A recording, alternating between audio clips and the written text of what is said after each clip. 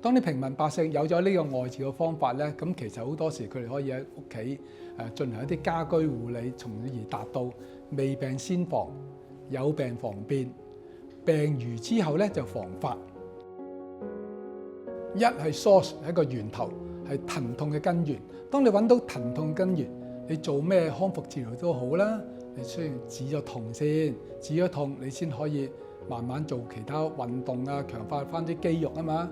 咁喺屋企一個平民百姓患者佢點樣可以做咧？咁我成日都教啲病人去有啲用啲工具啦。咁其實喺我咧，我習慣教佢用一啲好似手掌咁大嘅磁力按摩頭或者按摩珠咧。咁佢可以揾個喺痛嘅患部揾個痛點就撳住佢，定點按摩。定點按摩千祈唔好摩擦，過度摩擦佢會影響佢皮膚敏感。定點按摩一路撥一路撥，淨係撥開啲筋。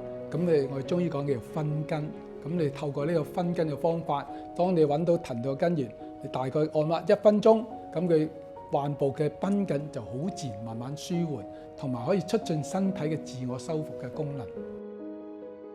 第二係 observe 觀察，觀察肩部周圍嘅肌肉有咩變化。譬如佢原本係疼痛係一個喺肩部上邊嘅痛點，慢慢就變咗喺後邊或者前邊，咁其實係身體嗰個肌肉代償嘅問題。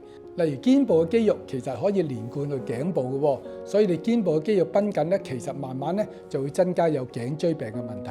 當你有頸椎病，你會可以導致你水海不通，影響你嘅睡眠。當你肩部嘅肌肉繃緊，其實咧喺背部肩部嘅肌肉繃緊咧，咁佢會增加你個背部左右嘅不平衡，咁增加脊椎側彎同埋寒背啦。咁如果你寒背就另外一個問題啦，就影響你個肺功能嘅呼吸，咁咪增加我哋中醫講嘅氣海不足。咁其實咁啊變咗會喺膻中穴嘅部位會有疼痛嘅一個問題。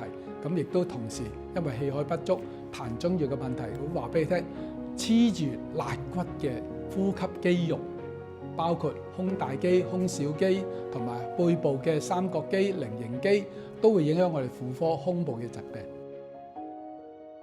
第三係 prevent， 喺止咗痛之後、康復之後，點樣強化嘅肌肉組織，防止復發。咁今日就同大家分享一啲點樣去強化背部嘅肌肉嘅運動，從而改善肩關節嘅穩定性。咁你兩手遞開，擺喺頸後，手指向下，兩個手踭盡量打開，手掌合掌，打開合掌，打開1、2、3、4、5，合埋手掌，打開手掌1、2、3、4、5，手尖黐住嘅，如此類推，可以做5下一組。